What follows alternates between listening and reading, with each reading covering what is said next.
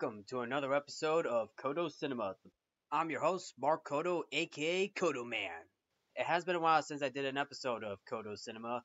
The last episode that I did was basically on Steven Spielberg's unproduced Cats movie, which was going to be an animated version of the Cats stage musical that was going to be in animation form. Although we all know that turned out to be a live action movie, which came out in 2019. That was like my last episode that I did. This past month, I've been pretty busy with work. Plus, I've been drained out of energy of doing the podcast. But I want to pick myself back up again and continue to do this podcast because Codo Cinema has been an amazing podcast that I've been doing since 2019. Ever since my third year of college, that's where I started to do my podcast. But of course, I mean, with a lot of work going on, I mean, it takes a lot of energy out of you, and it takes time, and it takes a lot of time to do the podcast as well. But thankfully, I have some spare. Thankfully, I was able to pick up some spare time and get a little rest in and do another podcast episode for Codo Cinema. So that's a good sign right there. So anyway, now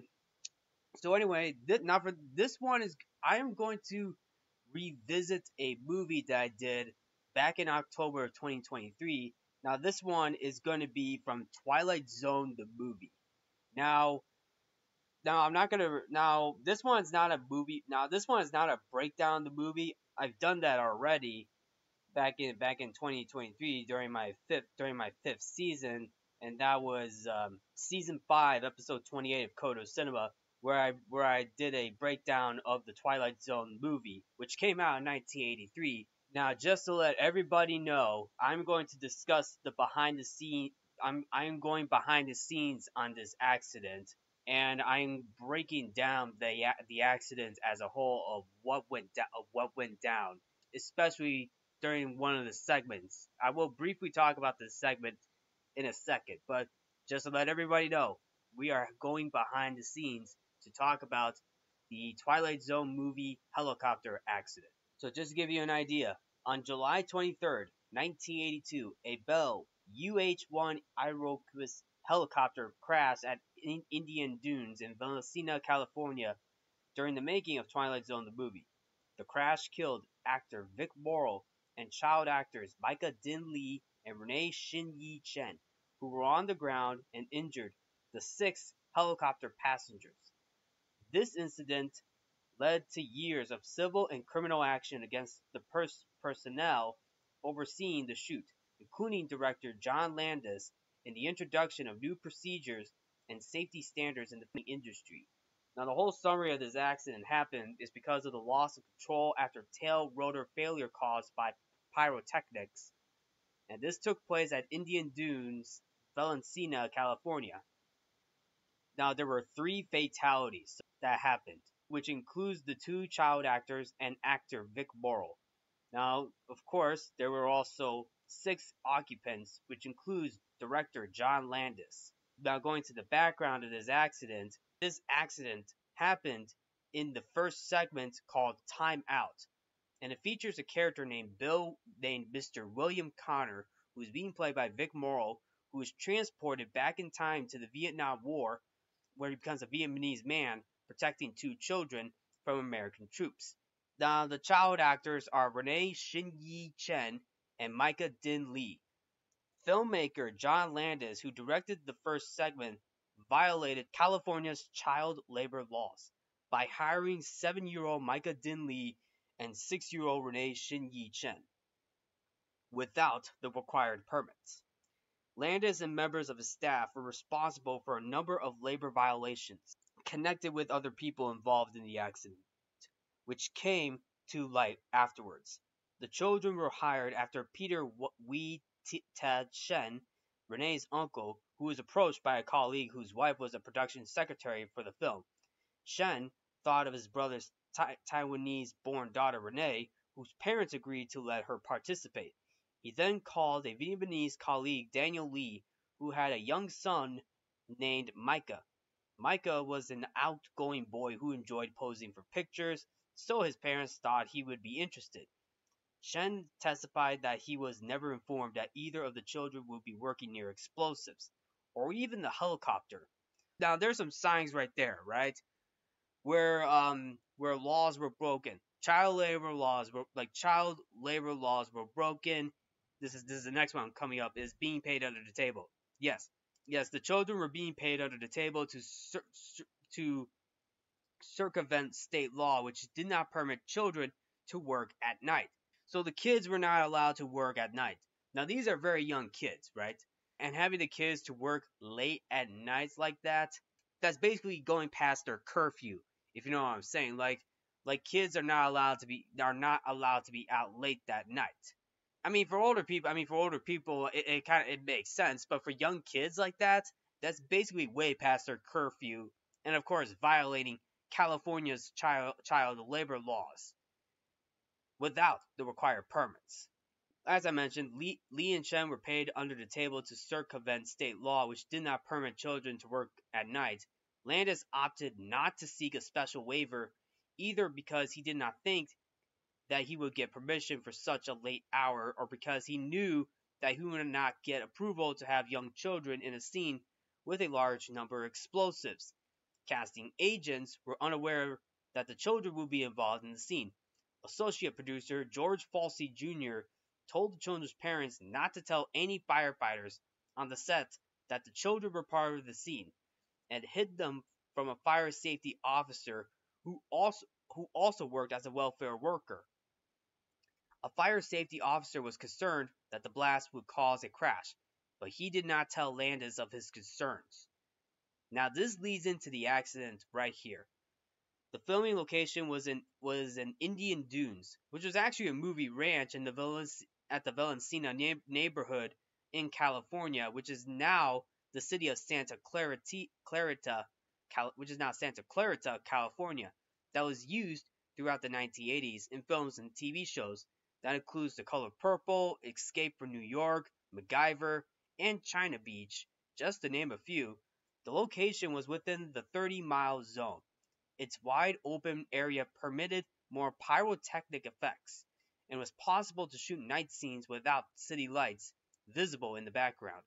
Indian Dunes is basically 600 acres, and also featured a wide topography of green hills, dry desert, dense woods, and jungle-like riverbeds along the Santa Clara River, which made it suitable to double for locations around the world, including Afghanistan, Brazil, and Vietnam.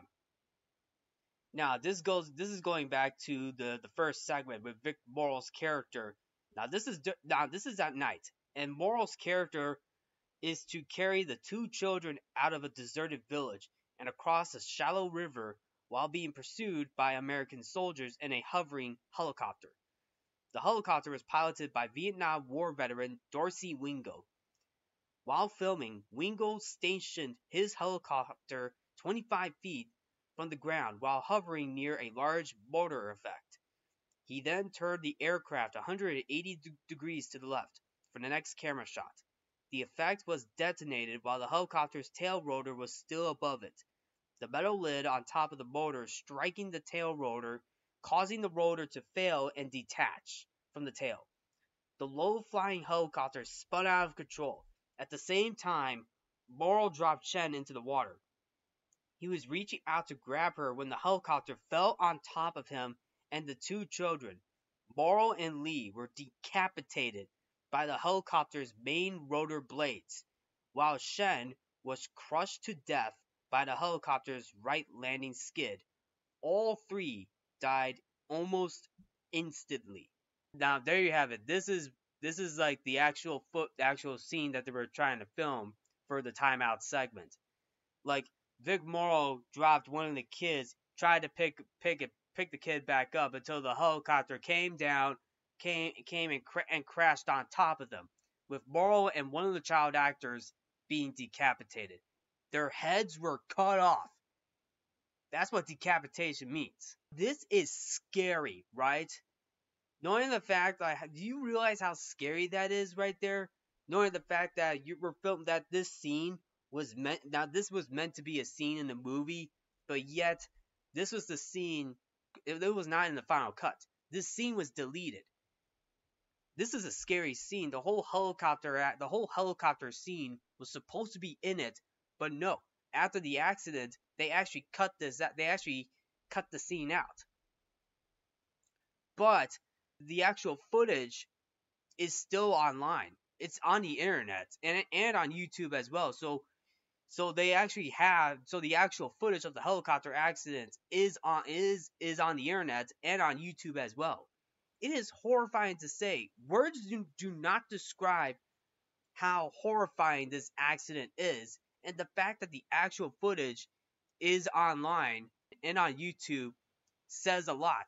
Like, the footage is there. You could look up the footage. Like, you can see the actual footage of this accident. So this leads up to the trial, and the defense claimed that the explosions were detonated at the wrong time. Randall Robinson, an assistant cameraman on board the helicopter, testified that production manager Dan Allingham told Wingo, "That's too much, let's get out of here." When the explosions were detonated, Belandis shouted over the radio, "Get lower, lower, get over low." Robinson said that Wingo tried to leave the area, but that we lost control. But that, and I quote, "We lost our control and regained it. And then I could feel something let go and we began spinning around in circles." And this is from both, this is from Robinson, Randall Robinson, who was an assistant cameraman. Like, he's saying this, he's saying that they lost, that Wingo lost control of the helicopter, but later regained it until they were starting to spin around in circles. And then you hear John, and then of course John Landis talking over the radio, saying, "Get lower, lower, get over low." That's John Landis giving directions to the helicopter pilot, knowing the fact that the helicopter is about to spin out of control. Like, the helicopter pilot knew what was going on. Landis, on the other hand, John Landis, on the other hand, is being an idiot, and he's just basically, "No, you gotta get lower, lower, get lower." He wants to get the shot. He wants his crew member to get the shot. That's what's happening. That's what he wants. It turns out that nope, helicopter crashed on top of them. Even Stephen Lydecker, who is another camera operator on board, testified that Landis had earlier shrugged off warnings about the stunt with the comment, "We may lose the helicopter." Unfortunately, that helicopter is no more. Lydecker acknowledged that Landis might have been joking when he made the remark, but added, "I learned not to take anything the man said as a joke. It was his attitude. He didn't have time for suggestions from anybody." Let me repeat that quote again from Lydecker. "I learned not to take anything the man said as a joke. It was his attitude. He didn't have time for suggestions from anybody." That alone really explains John Landis while making this movie, especially for this segment. Like, John Landis literally joking around, and his attitude was not good. Like, his attitude, like, he's a perfectionist, right? Like, John Landis is basically a perfectionist. Like, he wants to make sure the shot is good. He wants to make sure the scene is good. And look, I get it. You want to get the shot. I get it. You want to get the scene to be real good. Okay, fine. But if you're gonna go so far to be a perfectionist, if you're gonna go way beyond of being a perfectionist with an unprofessional attitude like that, then you're doing your job horribly. Like, you should also be like, John Landis should have been concerned about safety too. Like it seems like he didn't even care at all. All he wanted was the shot. That's what John Landis wanted. All he wanted was the shot. And his attitude and big ego got in the way. And didn't have any suggestions. Like, why didn't John Landis come up with suggestions on his own instead of like his crew members? Now, sure, yeah, maybe some crew members may have suggestions, but I think even if they did, I think they were probably afraid of Landis because of his attitude and ego. I think that was probably the reason why That was probably the reason why John Landis is like, "Oh yeah, I don't have time for any suggestions for anybody." Wow. But anyway, this continues on. Like in October of 1984, which is basically about a year after the Twilight Zone movie came into theaters. Now of course, the movie itself came out on June 24th, 1983. It had a budget of $10 million and actually made $42 million.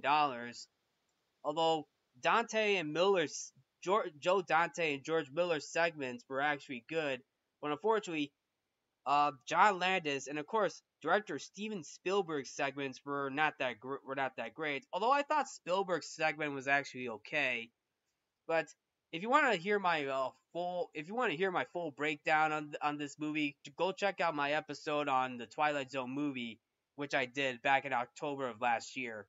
But anyway, the film made money. It was still a problem. It was still a controversial movie just due to the helicopter accident that came.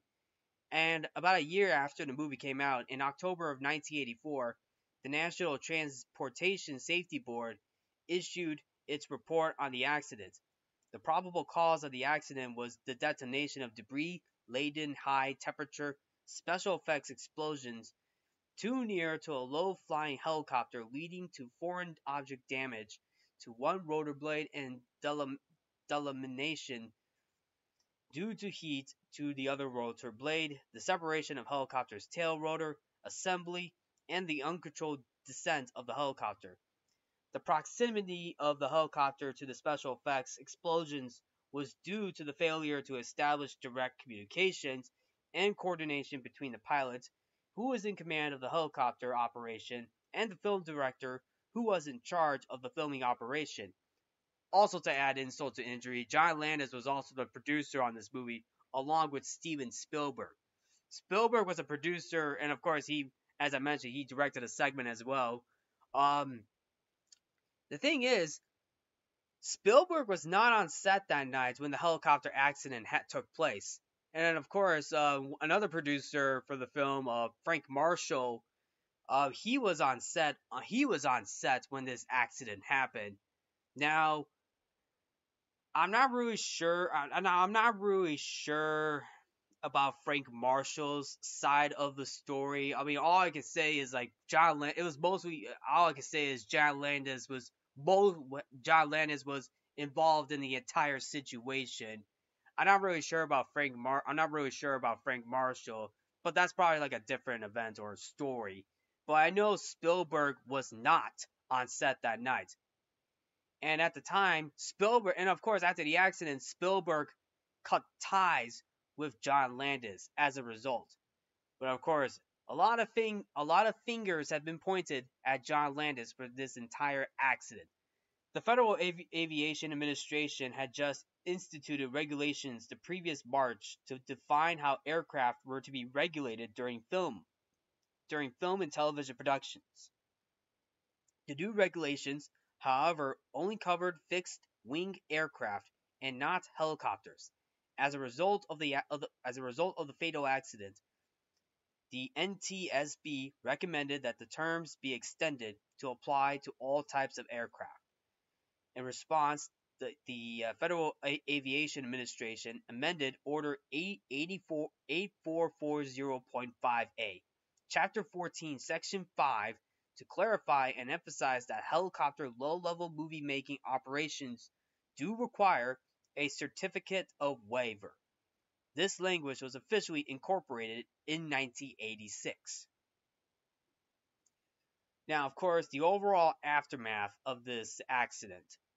The accident led to civil and criminal action against the filmmakers, which lasted nearly a decade.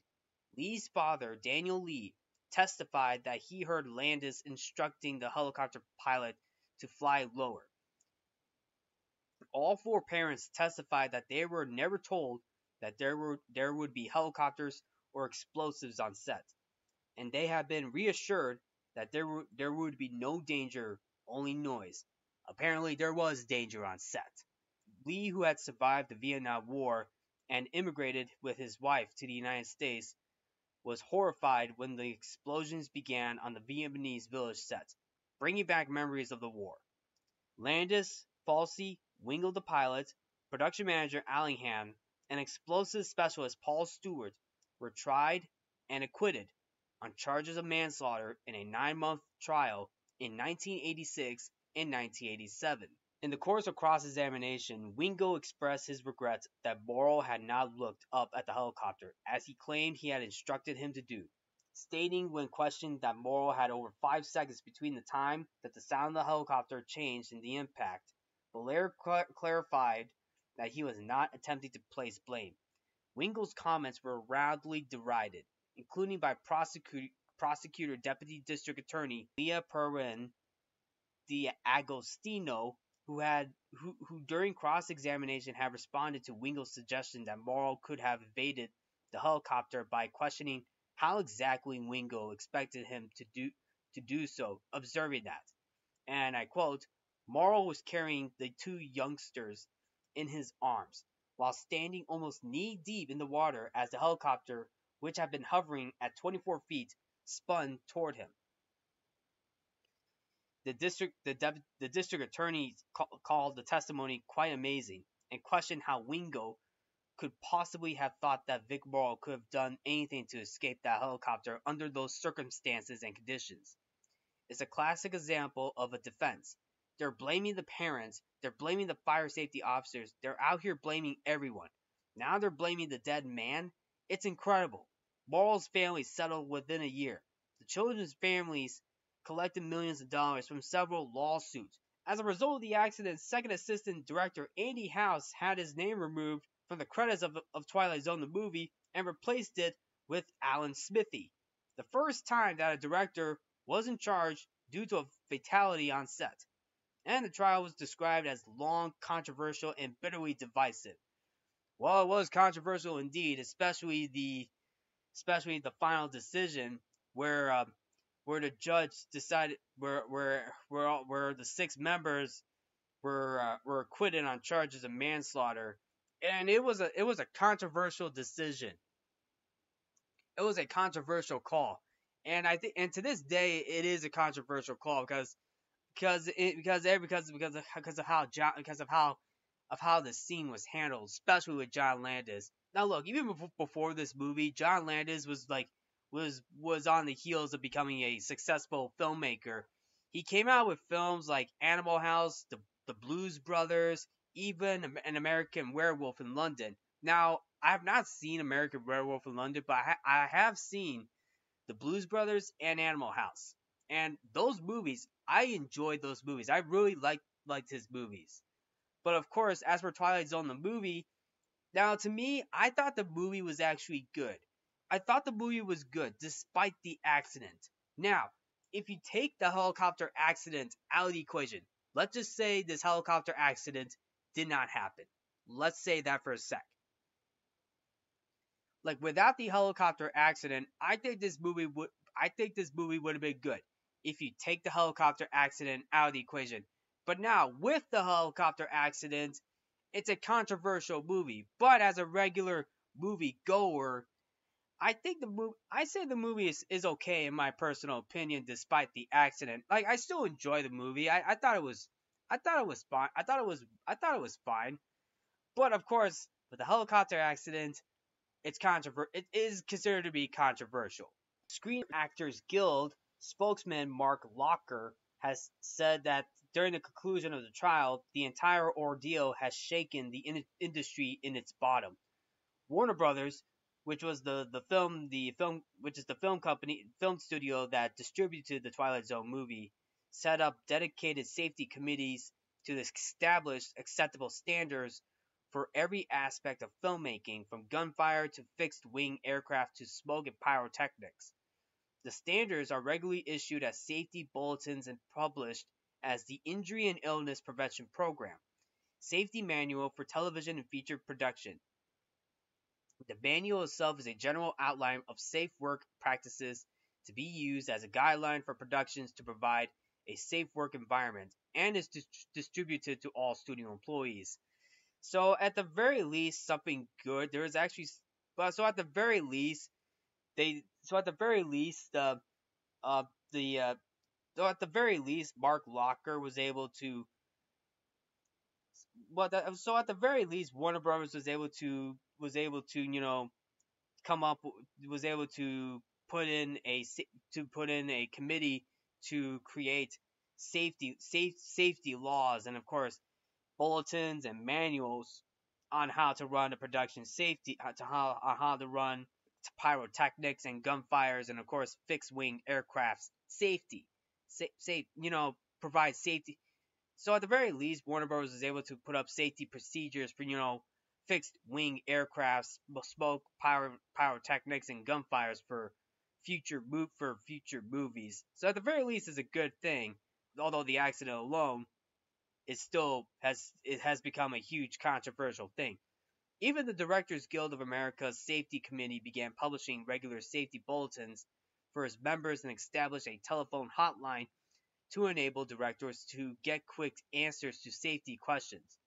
The Guild also began to discipline its members for violations of the safety procedures on sets, which it had not done prior to the crash.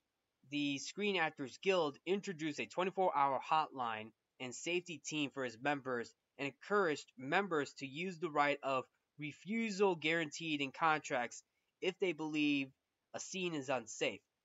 Filming accidents fell by 69.6% between 1982 and 1986, although there were still 6 deaths on sets.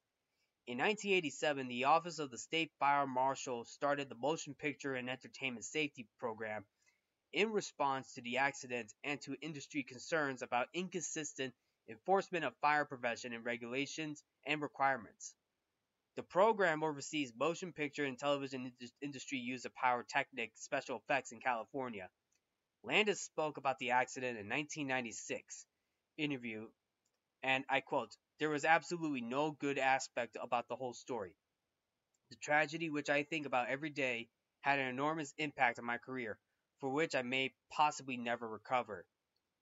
And that's actually true because prior to the aftermath, his film career never recovered. Although he did projects, TV and film projects. He never the reception from his projects never reached the top, never reached critical acclaim. Like his Blues Brothers sequel, The Blues Brothers 2000, was not that good. He did Beverly Hills Cop 3, which was not that good. And then of course a couple other films that he did, like Oscar, which features Sylvester Stallone, which didn't turn out that well. Other projects that he did, like Trading Places with Eddie Murphy and Dan Aykroyd, was a good movie, and that came out in 1983. Then of course you also had the Three Amigos, which was actually a pretty good movie, including Coming to America, which are also good movies as well. And then of course he also did the Michael Jackson video Thriller, which is actually one of the greatest music videos that one of the greatest music videos of all time, and among many other things. But his last good movie, in my opinion, was Coming to America, and it got good reviews. But at the same time, it was his last good movie that to direct, and the rest was history. So then, as I mentioned, Spielberg co-produced Twilight Zone, the movie, with Landis, and he broke off their friendship following the accident. Steven Spielberg said that the crash, and I quote, "made me grow a little, and left everyone who worked on the movie sick to the center of our souls." He added, "No movie is worth dying for. I think people are standing up much more now than ever before to producers and directors who ask too much. If something isn't safe, it's the right and responsibility of every actor or crew member to yell, 'Cut.'" Very true words from director Steven Spielberg. And as a result of it, the accident and criminal trial were later chronicled in episodes of both the E! Channel network True Hollywood Story in 2000 and the docuseries Cursed Films in 2020. And that's basically about it. That's basically about it. That is the that is the Twilight Zone accident. That is the Twilight Zone accident. That is the Twilight Zone movie. That is the Twilight Zone helicopter accident that happened on the set of Twilight Zone the movie. And my goodness, like I can't get over the fact that this accident literally happened on set. It's crazy. It's not only crazy, but it's reckless. It's reckless, dangerous, and bad. And it's real sad too, because I think this movie, like if this held, because I think this movie would have been a critically acclaimed movie. Like I said, I still like the movie. I think the movie's still fine on its own. It's still fine on its own, but with the helicopter accident, it is literally controversial. But if this helicopter accident didn't take place, I think this movie would have been critically acclaimed. It wouldn't have gotten a few Oscar nominations. I mean, heck, some Oscar nominations for production design, music by Jerry Goldsmith, maybe best actor for Vic Morrow, or even John Lithgow did a very good job on the final segment, which was Nightmare at 20,000 Feet. He did a fantastic job on that one. Vic Morrow for the timeout segment, he did very good too. Like I feel like if Vic Morrow was still alive, he would have gotten an Oscar nomination for that movie. Same with heck, like I said, if this accident didn't take place, this movie would have been critically acclaimed and would have gotten Oscar nominations. Now that's just my opinion on that. But anyway, rest in peace to Vic Morrow and the two child actors. To anybody who's listening to this episode, what did you think? Did you think the trial alone would have been different? Do you think the trial would have been handled a lot better? Do you think John Landis would have been guilty of this? I would like to hear your thoughts on this. But anyway, that is a wrap on this episode. And man, this was a tough one to get through, because this is basically behind the scenes, especially an accident that happened on set. And the helicopter accident on the Twilight Zone movie is considered to be one of the most controversial accidents that happened on any movie set. But anyway, that is a wrap on this episode. Thank you all for tuning in to Codo Cinema. I'm your host, Mark Codo, aka Codoman. Remember to watch movies and stay positive.